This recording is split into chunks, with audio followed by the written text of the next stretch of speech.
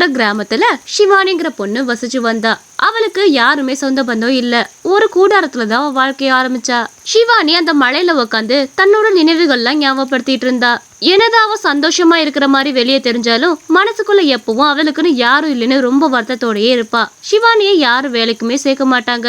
சின்ன வயசுல இந்த மழையில அம்மா கூட சேர்ந்து எவ்வளவோ சந்தோஷமா விளையாடுவோம். இப்பவும் மழையில விளையாடணும் போல இருக்கு. ஆனா நம்ம துணைக்கு யாருமே இல்ல. எத்தனை நாளைக்கு தான் இந்த தனிமையான வாழ்க்கையை நம்ம வாழ போறோம்னு தெரியல. ச்சே, யாராவது வேலைக்கு கூப்பிட்டா வச்சு போகலாம். நம்மள யாரும் வேலைக்கு சேர்த்துக்க மாட்டாங்க இந்த கூடாரத்துல வசிக்கிறனால. இப்படி கொஞ்ச நேரம் நினைச்சிட்டு சிவானி தூங்க ஆரம்பிச்சா. மழையும் அன்னைக்கு ராத்திரி ரொம்ப பெய்ய ஆரம்பிச்சது. ஐயோ, பேங்க் போயிட்டு வர கொஞ்சம் லேட் ஆனதுமே மழை அப்படி பிடிக்க ஆரம்பிச்சிருச்சே. இப்போ என்ன பண்றது? இப்படியே போனா பணம் எல்லாம் நனைஞ்சு வேஸ்டா போயிருமே. இதை காய வைக்கவே முடியாது. பேசாம இந்த கூடாரத்துக்குள்ள கொஞ்ச நேரம் உட்காந்துருப்போம். அதுக்கப்புறம் மழை விட்டதுமே போவோம். எங்க எங்க கொஞ்சம் எந்திரிங்களே, கொஞ்சம் சீக்கிரம் எந்திரிங்க.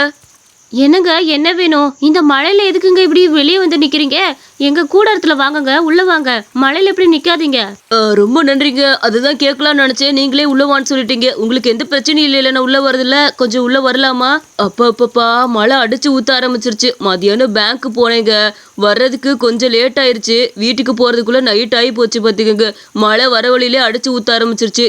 பரவாயில்லைங்க, இதுல என்ன இருக்குது? மழை நின்னதுக்கு அப்புறம் நீங்க தாராளமா வீட்டுக்கு போலாம். எனக்கு எந்த பிரச்சனையும் இல்ல. கொஞ்ச நேரம் இங்கேயே ஓய்வு எடுத்துட்டு மழை நின்னதுக்கு அப்புறம் போங்க. என்னங்க, இந்த கூடாரத்துக்குள்ள நீங்க மட்டும் தான் தனியா வசிச்சு வரீங்களா? உங்களுக்கு பயமா இல்லையா? இவ்வளோ பெரிய இடத்துல யாருமே இங்க வீடு கூட கட்டல. இங்க நீங்களா தனியா இருக்கிறதுக்கு உங்களுக்கு பயமா இல்லையா? அதை எங்க கேக்குறீங்க? எனக்குன்னு யாருமே கிடையாது. சின்ன வயசுல இருந்தே நான் தனிமையா தான் வாழ்ந்துட்டு இருக்கிறேன். அதனால எனக்கு அந்த பயம் எல்லாம் கிடையவே கிடையாது. இந்த கூடாரத்துக்குள்ளேயே தான் சின்ன வயசுல இருந்து வாழ்றேன். எங்க அம்மா அப்பா என்னை எப்பயோ விட்டுட்டு போயிட்டாங்க. மன்னிச்சிருங்க கேட்டதுக்கு. எதுக்கும் சும்மா தான் கேட்டேன். உங்களுக்கு யாரும் இல்லைன்னு தெரிஞ்சது எனக்கு ரொம்ப வருத்தமாக இருக்குங்க. பரவாயில்ல, உங்களுக்குன்னு கண்டிப்பாக நிறைய சொந்தங்கள்லாம் வருவாங்க பாருங்க. நீங்கள் கவலைப்படாமல் இருங்க. என்ன? சரிங்க, நான் கொஞ்ச நேரம் தூங்கவா? எனக்கு ரொம்ப களைப்பாக இருக்குது. இது பாருங்க, இதுக்கு மேலே மழை நிற்கிற மாதிரி தெரியல. அதனால பேசாமல் நீங்கள் படுத்து தூங்குங்க. காலையில் நீங்கள் வெள்ளனே கிளம்புங்க. எனக்கு இதில் எந்த ஆட்சேபனமும் கிடையாதுங்க. நீங்கள் நிம்மதியாக இங்கே படுத்து தூங்குங்க, சரியா? அவங்களும் கொஞ்ச நேரம் உட்காந்து அந்த மழையை ரசிச்சுட்டு அங்கேயே தூங்கவும் ஆரம்பிச்சான்.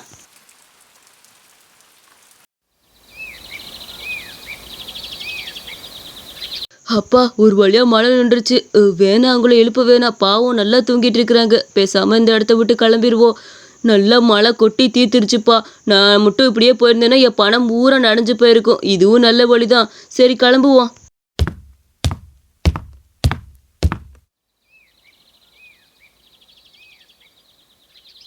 ஏன்டா அறிவு கட்டவனே, ராத்திரி முழுக்க எங்கடா போயிருந்த? உடனே தொலைவும் தொலைனா எங்க தொலைவையும் கிடைக்கல. பேங்க்குக்கு போயிட்டு வரேன் போனவே இன்னும் காணான்னு ஏதோ பணத்தை கொண்டு வரப்ப யாரும் உனைய கடத்திட்டு எதுவும் போயிட்டாங்களோன்னு நினச்சிவிட்டேன்டா. எங்க போய் தொலைஞ்ச அதை முதல் சொல்லு. ஏம்மா, நீ வேற மழை கொட்டுன்னு கொட்டுனால ஒரு கூடாரத்து கீழே நின்றுட்டு இருந்தேம்மா. வேற ஒன்றும் இல்லை. பணம்லாம் எடுத்துட்டு வந்தாச்சு. எல்லாமே சரியா இருக்கான்னு பார்த்துக்க, சரியா? ஏடா, 1,00,000 பணம் எடுத்துட்டு வர சொன்னா என்னடா இதுல 80,000 ரூபாய் தான் இருக்குது. மிச்சம் 20,000 ரூபாய் எங்கேயும் விட்டு தொலைச்சிட்டியா? ஐயோ, இதுக்கு தேவையான எங்கேயும் அனுப்புறது கிடையாது. இப்படி முட்டாலாம் இருக்கிறானே, 20,000 ரூபாய் தொலைச்சிட்டு வந்து நிக்கிறியாடா?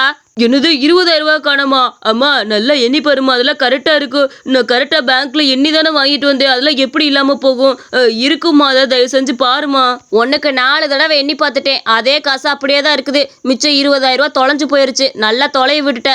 யாரோ எடுத்துட்டு போயிட்டாங்க. நீ நல்லா தூங்கிட்டு இருந்திருக்கிற. 20,000 ரூபாய் திங்காம நொங்காம போகிறதாடா. பணத்தோட அருமை உனக்கு எங்க தெரிய போகுது? உன்னை சின்ன வயசுல இருந்து கஷ்டப்படாமே வளர்த்துட்டேன்ல, அதனால அப்படிதான் இருப்ப. ஐயோ, என்ன 20,000 ரூபாய் கடன் சொல்லுதம்மா? எங்க போட்டு தொலைஞ்சேன்னு தெரியல. சரி விடு, அப்புறமேல யோசிச்சுக்குவோம் அதை பத்தி. என்னங்க, நீங்க இந்த கடை பக்கத்து வந்திருக்கிறீங்க? ஓஹோ, சாப்பிட வந்திருக்கிறீங்களா? இன்னைக்கு என் கடையில உங்களுக்கு ஃப்ரீயா தான் சாப்பாடு கொடுக்க போறேன். நேத்து என்னையே உங்க வீட்டுல தங்க விட்டீங்கல்ல, அதுக்கு பதில். இல்லைங்க, நான் சாப்பிடலாம் வரல. உங்ககிட்ட ஒரு விஷயத்த கொடுத்துட்டு போகலான்றதுக்காக தான் வந்தேன். இதோ பாத்தீங்களா, இதுல 20,000 ரூபாய் பணம் இருக்குது. இந்த பணத்தை நீங்க அன்னைக்கு என் கூடாரத்துல விட்டுட்டு போயிட்டீங்க. அதை திருப்பி கொடுக்கலாம் தாங்க வந்தேன். இந்தாங்க உங்க 20,000 ரூபாய். எண்ணி பாத்துக்கங்க, சரியா இருக்குதானே? என்னங்க கொஞ்சம் பணத்தை பார்த்து வச்சுக்கிறது இல்லையா? வேற யாராவது கையில மாட்டியிருந்தா எடுத்துட்டு போயிருப்பாங்க. அட இந்த பணத்தை காணான்னு காலில இருந்து எங்க அம்மா திட்டிட்டு கிடந்துச்சு. நல்ல வேளை எடுத்துட்டு வந்துட்டீங்க. உங்களுக்கு நல்ல மனசுங்க. வேற யாராவது கையில சிக்கி இருந்துச்சுன்னா இந்நேரம் என் பணம் கந்தலா போயிருக்கும் பார்த்துக்கங்க. உங்களுக்கு ரொம்ப ரொம்ப நன்றி. ஏதாவது சாப்பிடுங்க. அதெல்லாம் வேணாங்க. நான் வீட்ல கஞ்சி போட்டு வச்சிருக்கேன். நான் அதையே சாப்பிட்டுக்கிறேன். எனக்கு ஒன்றும் பிரச்சனை இல்லை. நான் கிளம்புறேன். ஆகா எவ்வளவு தங்கமான பொண்ணா இருக்கிறா. ச்சே இப்படி ஒரு பொண்ணெல்லாம் கிடைக்கிறது ரொம்ப கஷ்டம் பார்த்துக்கோங்க. இவ்வளோ கஷ்டத்துலேயும் சிரமத்துலேயும் இருக்கும் போது கூட இந்த பணத்தை ஒன்று விடாமல் அப்படியே கொண்டு வந்து கொடுத்துருக்குறா. எவ்வளோ நல்ல பொண்ணு. அன்னைக்கு அவன் ரோட்டோரமாக நடந்து போயிட்டு இருக்கப்ப இவன் பேசுறத கேட்டான். பாட்டிமா ஏதாச்சும் வேலை சொல்றேன்னு சொன்னீங்க. எங்கேயாச்சும் வேலை கிடைச்சிச்சா இல்லையா பாட்டிமா? நானும் சாப்பாட்டுக்கு ரொம்ப கஷ்டப்பட்டுட்டு இருக்கேன். எனக்கு ஏதாவது உதவி பண்ணுங்க. ஏண்டி சிவானிய நானும் 4 இடத்துல கேட்டு பார்த்துட்டேன். நீ அந்த கூடத்துல இருக்கிறனால யாருமே உன்னை வேலைக்கு சேர்க்கறதுக்கு யோசிக்கிறாங்க பார்த்துக்க. 4-5 வீட்டில் வீட்டு வேலையும் கேட்டு பார்த்துட்டேடி. எந்த வீட்லேயும் வேலை கொடுக்க மாட்டேங்கிறாங்க. கேட்டால் அந்த பொண்ணு சுத்தம் இல்லாமல் இருக்கும்.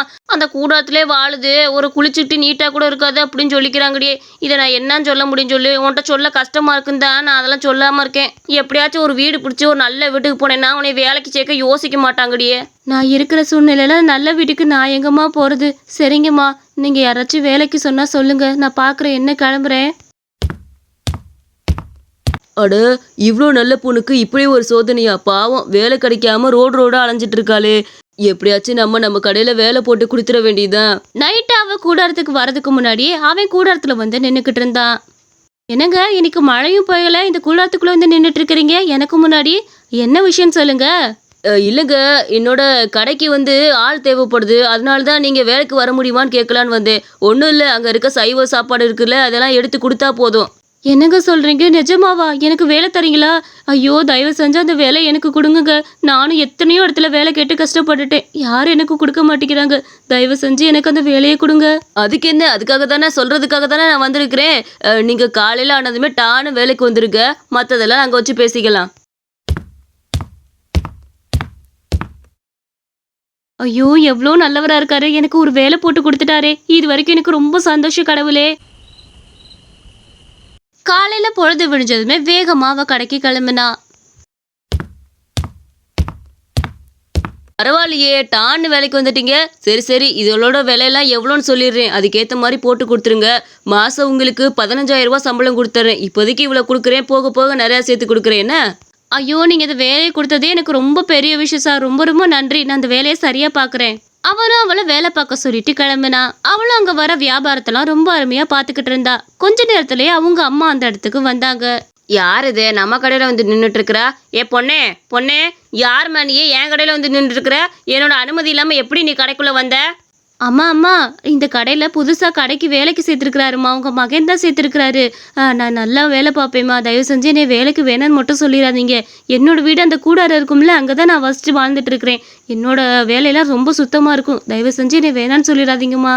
ஓஹோ அந்த கூடாரத்தில் வசிக்கிறவளா நீயே? ஒழுங்கு மரியாதையை வேலையை விட்டு ஓடி போயிரு. அவ்வளோதான் பார்த்துக்க. உனக்கு என்ன தைரியம் தான் என் கடையில் வந்து வேலை பார்ப்ப? நீ எல்லாம் இந்த கடையில் வேலை பார்த்தா யாராவது வந்து சாப்பிட தோணுமா? யாரை கேட்டு இவன் வேலைக்கு சேர்த்தியான்? இப்போவே இந்த வேலையை விட்டு நீ கிளம்பு. அப்புறம் நான் வேற மாதிரி பேச வேண்டி வந்துடும். கிளம்பு உன் தகுதி என்ன, எங்க தகுதி என்ன?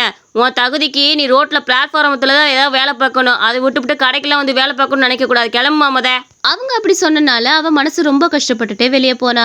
ரோட்ல இருக்கிறவளெல்லாம் கூட்டு வந்து நம்ம கடைக்குள்ள விட்டுக்கிட்டு இருக்கிறியான். இவனை என்னன்னு சொல்ல முடியும்? இவெல்லாம் வந்தா யாராவது சாப்பாடு வாங்கி சாப்பிட வருவாங்களா? அந்த பையட்ட சொன்னா புரிஞ்சுக்கவே மாட்டேன். வரட்டும் இன்னைக்கு வச்சுக்கிறேன். அம்மா எங்கம்மா இங்க பொண்ணு வேலைக்கு சேர்த்துருந்தேன். அந்த பொண்ணு எங்கம்மா? அவ கிளம்பிட்டாளாக்கும். அதுக்குள்ள ஏன் கிளம்ப விட்ட? அந்த பொண்ணுக்கு கொஞ்சம் சம்பளம் கொடுத்து அனுப்பலான்னு நினைச்சேன். அதுக்குள்ள ஏமா கிளம்ப விட்ட? ஏண்டா பிளாட்ஃபாரத்தில் இருக்கிறவங்க கொண்டு வந்து வேலைக்கு சேர்த்துக்கிட்டு இருக்கியா? அவெல்லாம் வந்து நம்ம கடையில் யாராவது வாங்குவாங்களாடா? உனக்கு கொஞ்சமாச்சும் அறிவு இருக்கா இல்லையா? அதான் அவளை கடையை விட்டு அனுப்பிட்டேன் பார்த்துக்க. நல்லா 4 கேள்வி நறுக்குன்னு கேட்டேன். அவளே கிளம்பிட்டாடா. அம்மா உனக்கு கொஞ்சமாச்சும் அறிவு இருக்குதா? நம்ம பணம் காலையில் காணா போச்சுல 20,000 ரூபா. நான் நேற்று நைட்டு மலைக்கு அவளோட கூடாரத்துல தான் உட்காந்துருந்தேன். அப்பதான் அந்த 20,000 ரூபா அங்கேயே விட்டுட்டு வந்திருக்கிறேன். அந்த பொண்ணு அவ்வளோ கஷ்டத்துலேயே அந்த பணத்தை வச்சுக்கணும்னு நினைக்காம தேடி வந்து வீட்டில் கொடுத்துட்டு போறா. என்னடா சொல்ற? 20,000 ரூபா பணத்தை வந்து கொடுத்துட்டு போறாளா? பரவாயில்லையே. 20,000 ரூபா பணத்தை அப்படி இப்படி கொடுத்துட்டு போக முடியும். வேற யாராவது கையில் மாட்டிருந்தா அப்படியே எடுத்துட்டு போயிருப்பாங்களேடா. இவ்வளோ நல்ல மனசு அந்த பொண்ணுக்கு? ஆமாம்மா, இவ்வளோ நல்ல மனசு உள்ள பொண்ணு எங்க கிடைப்பா சொல்லு. அது மட்டும் இல்லம்மா, எனக்கு அந்த பொண்ணை கல்யாணம் செஞ்சுக்கணும்னு ஆசை வந்துருச்சு. இந்த மாதிரி ஒரு நேர்மையான பொண்ணு தான் என் வாழ்க்கை துணையா வரணும்னு நான் விரும்புறேன். தயவு செஞ்சு அந்த பொண்ணை எனக்கு கல்யாணம் பண்ணி வைமா. தகுதியெல்லாம் பார்க்காத. தகுதி நாளைக்கு நம்ம கூட வராது, நல்ல குணங்கள் தான் நம்ம கூட வரும். இந்த மாதிரி ஆளுங்க, நேர்மையா இருக்க ஆளுங்க தான் என்னைக்குமே நமக்கு வேணும். தயவு செஞ்சு அவளை எனக்கு கல்யாணம் பண்ணி வைமா. அடே, இப்படி ஒரு நேர்மையான பொண்ணை போய் உனக்கு கல்யாணம் பண்ணி வைன்னு கேப்பியாக்கும். நானே கல்யாணம் பண்ணி வைக்கிறேன், நீ கவலைப்படாதடா. நீ வா, அந்த பொண்ணுகிட்ட மன்னிப்பு கேட்டு வந்துடலாம். நான் அவளை ரொம்ப திட்டிப்புட்டேன் பார்த்துக்க. சிவானி கொஞ்சம் எந்திரிக்கிறியாமா? ஐயோ, நீங்க எதுக்கு ஏன் இங்க வந்தீங்க? அம்மா, நான் தான் வேலையை விட்டு வந்துட்டேன்ல, அப்புறம் எதுக்குமா இங்கேயே திட்ட வந்திருக்கிறீங்களா? தயவு செஞ்சு திட்டாதீங்க. இதுக்கு மேல நீங்க சொல்ற சொல்லலாம் தாங்குற அளவுக்கு மனசு இல்லம்மா. ஐயோ சிவானி, மன்னிச்சிருமா. உன் நல்ல மனசை புரிஞ்சுக்காம நான் என்னென்னமோ நினைச்சிட்டேன். உன் நல்ல மனசு எனக்கு புரிஞ்சுக்காம போயிருச்சு பத்தியா. எவ்வளவு நேர்மையான ஆளு நீ. உன்னை போய் அப்படி திட்டிட்டேன், மன்னிச்சிருடாமா. அதெல்லாம் ஒன்றும் மனசுல வச்சுக்கலம்மா. இருந்தாலும் என் மனசு ரொம்ப லேசானது. யாராவது ஏதாவது பேசினாவே தாங்க முடியாதா, அதான் கொஞ்சம் வருத்தமா இருந்துச்சு. மற்றபடி எந்த கவலையும் இல்லம்மா. அம்மா, சிவானி மன்னிச்சிட்டால, இந்த விஷயத்தையும் சொல்லிருமா, அப்படியே கேளுமா ப்ளீஸ்மா. அது ஒன்றும் இல்லைம்மா. என் மகனுக்கு உன்னைய ரொம்ப பிடிச்சி போச்சாம்மா. அவன் உன்னைய கல்யாணம் பண்ணிக்கணும்னு நினைக்கிறான். நாங்களும் கொஞ்சம் வசதியானவங்க தான். எங்களுக்கு இந்த மாதிரி ஏழை பொண்ணுங்க இருந்தாலும் நேர்மையான பொண்ணாக இருக்கணும்னு ஆசைப்பட்டோம். அது போலவே நீ இருக்க. என் மகனை திருமணம் செஞ்சுக்கிறியா? ஐயோ அம்மா, உங்கள் வசதி என்ன, என் வசதி என்ன? உங்கள் பையனுக்கு நல்ல பொண்ணாக பார்த்து கல்யாணம் பண்ணுங்கம்மா. அதை விட்டுட்டு என்ன போய் கல்யாணம் பண்ணணும்னு நினைக்கிறீங்களே? என்னோட தகுதி என்ன சொல்லுங்க? என்ன சிவானி பெரிய தகுதி? உன் நேர்மையான குணமும் உன்னையும் மட்டும் தான் எனக்கு பிடிச்சிருக்குது. தயவு செஞ்சு என்னை கல்யாணம் பண்ணிக்கோ. எனக்கு உன்னை கல்யாணம் பண்ணிக்கிறதுல மனப்பூர்வ சம்மதம் பார்த்துக்கோ. சிவானியும் அவனை திருமணம் செய்ய சம்மதிச்சா. இந்த கதை உங்களுக்கு பிடிச்சிருந்துச்சுன்னா மறக்காம நம்ம அனிமேஷன் ஸ்டோரிஸ் சேனலுக்கு சப்ஸ்கிரைப் பண்ணிக்கோங்க.